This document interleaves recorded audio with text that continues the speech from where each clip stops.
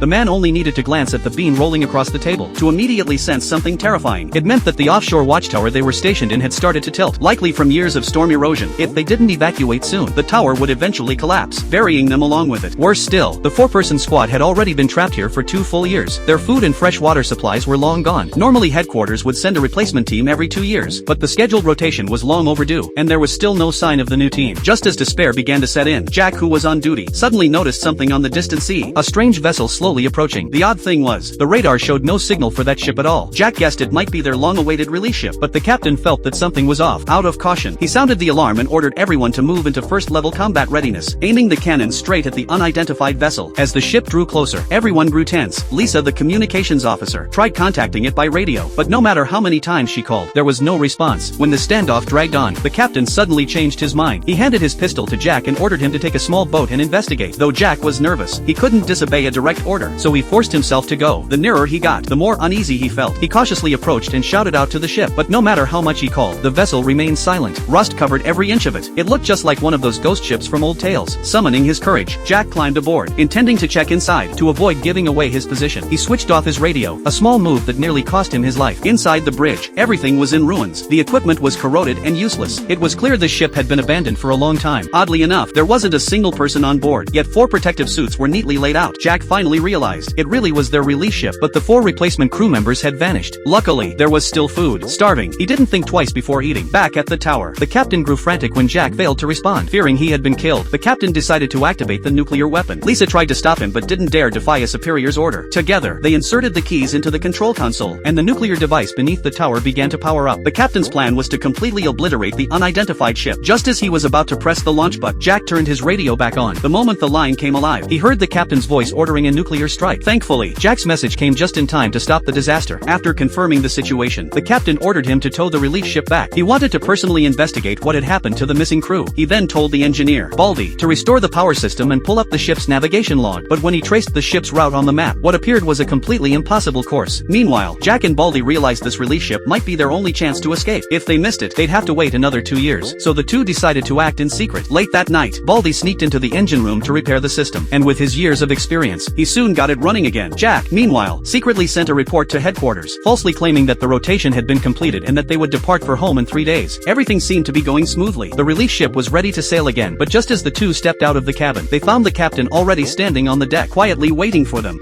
Now break it up.